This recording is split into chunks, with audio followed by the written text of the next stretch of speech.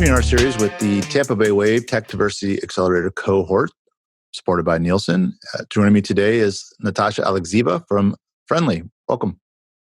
Thank you. So you are in San Francisco. That's right. And so before we get into what Friendly is, how did you find your way to the Tampa Bay Wave Tech Diversity cohort? I was actually introduced to them through their board member. She's Andrea. She's a physician. And so I met her through our chief operating officer, who is based in Florida. So he made the introductions, and she felt that I would be a good fit for the program. So she brought me in. Wonderful. Let's talk about Friendly. Sounds very interesting. Sounds like it could solve some pretty massive problems in the medical insurance space. Can you talk about your vision for what Friendly is going to become? Sure. Yeah. So ultimately, our vision is that you should be able to submit your claim through your phone and 5 seconds later get a notification saying that the funds have been deposited to your account.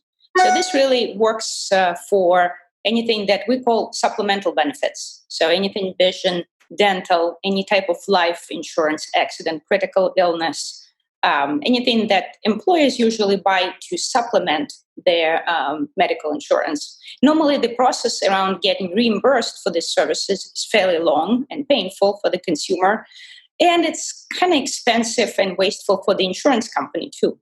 What happens is somebody will submit a claim, and 2 weeks later, you'll get a notification saying, oh, you're missing such and such document, physician statement, something else. You go get this document, resubmit it. 2 months later, you might get reimbursed. Our vision is to shorten it to no more than 5 minutes. Got it. And so you're looking to target, you're working with consumers directly then, so you're not getting doctors. We are actually selling to the insurance companies. We have 6 large paying clients, and all of them are tier 1 insurance companies. All of them are looking for operational efficiency and customer satisfaction as much as they look for cost savings. So that's sort of beneficial on both sides, both the insurance side and the consumer side.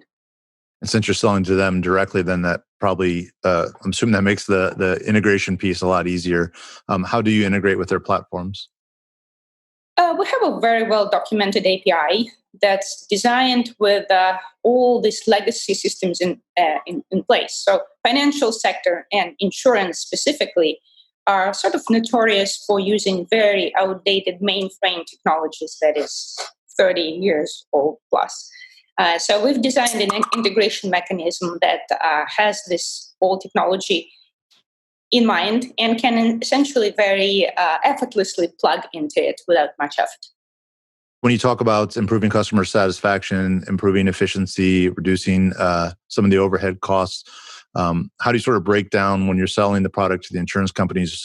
Is it sort of 1/3, 1/3, 1/3 on that? Or what seems to be the point that matters the most to them when you're selling? Well, so I think the biggest, for the longest time, insurance companies thought of the claims as sort of their cost center, right? They sell insurance, that's where they make money. And then claims is where they spend money, they pay it out. But recently, in probably 2-3 years ago, a lot of insurance executives realized that, in fact, this is not necessarily a cost center. This is an opportunity to build relationship and really good rapport for your clients. And so insurance companies normally start to make money on their client, an employer, in year 2 or 3. So they would lose money or, at best break even the first year. So if they lose the client because there is low customer satisfaction or churn is too high, then, that's a waste for them. So they are starting to look at claims as a mechanism to really build a long-lasting relationship with employers, with their clients, as well as have some operational efficiency. Underwriters or benefit administrators are the most expensive resources in the insurance industry. So enabling them to process very simple cases without involving, human intelligence is a big item, open item on everybody's list.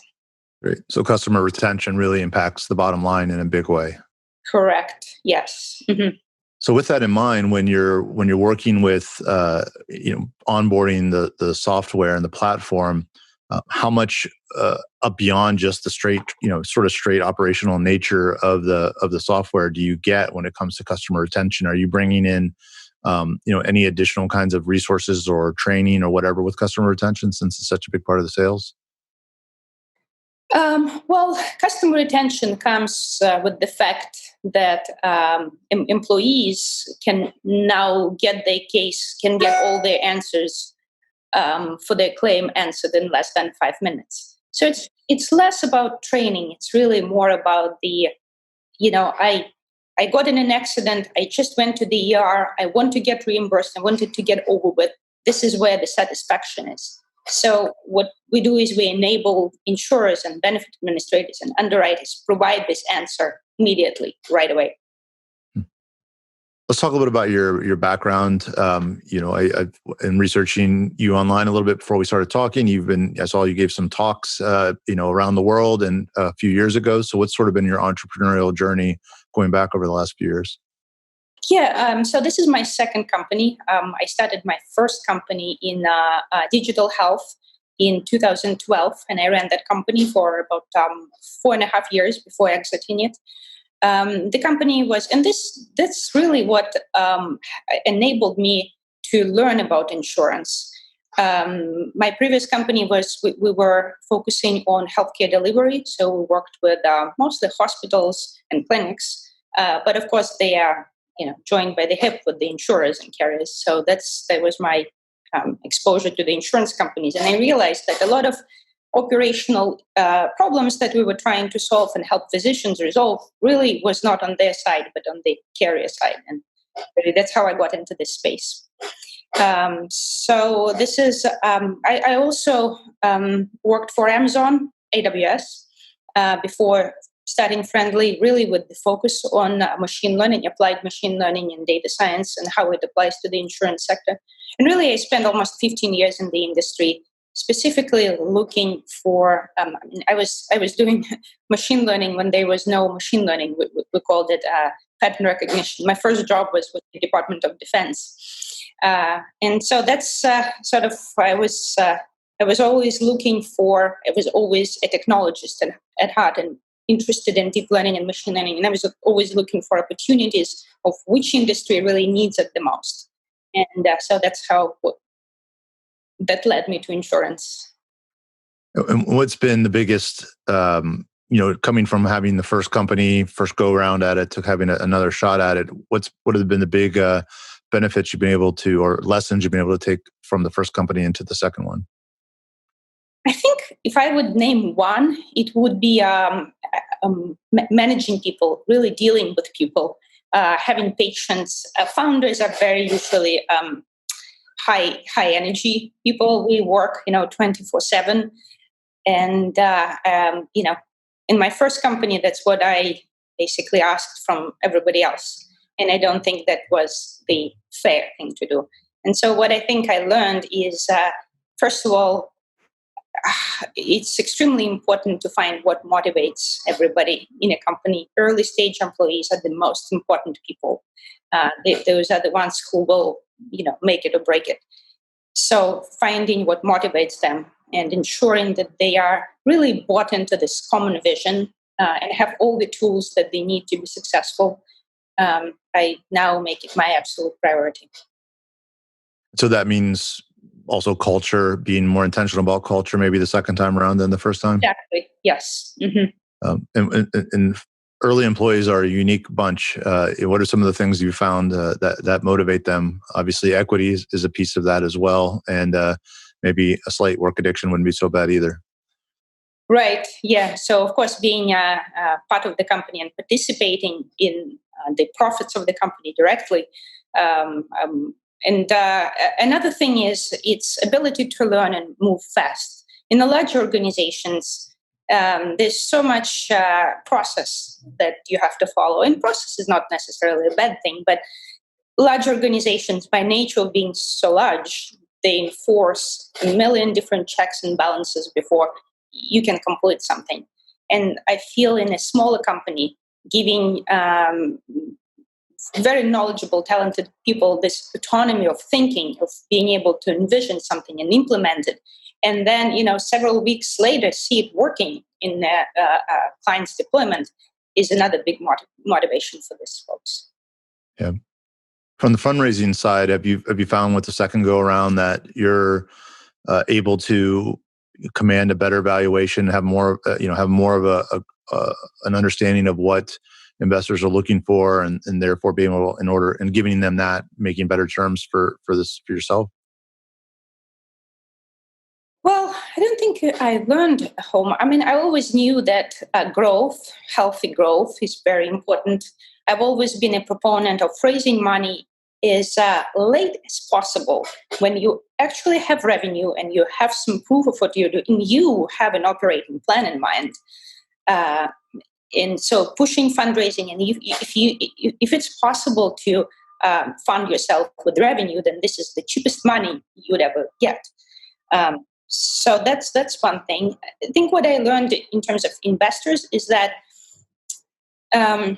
everybody, I always thought of, through my first journey, I thought of investors as very kind of number people. They always look at the percentage increase, and I see now that, just like everybody else, they want to be motivated and they want to be excited about the product. And so instead of just focusing on growth and amount that with number of clients within logos, I now try to actually show the big picture and invite some of my clients into the conversation who are super excited about the product. So have other inputs than just the numbers, revenue numbers. Right. And so what are the next few sort of milestones for the company coming up? Milestones. So we are in the fundraise right now. We are planning to close our round in the next 30 to 45 days. Of course, we didn't start it at the most glorious time, but it still looks very positive. So we'll complete our round in the next 45 days. And now we have some matrix KPIs that we have to hit. We already have paying clients, so essentially all our metric is around increasing revenue, enabling our clients to really be our references, and they've done a great job of socializing what we do, and then building our enterprise support team. So we're hiring. That might be a good thing to mention here. We are looking for a person who would help us build our enterprise support team. And we are also hiring a director of engineering. Wonderful. It sounds like a good place to be in an exciting time. Enjoyed the conversation, and look forward to whether it's most likely virtual, the demo day, to reconnect and see your presentation, and wish you the best of luck otherwise. Great. Well, thank you very much. Appreciate it.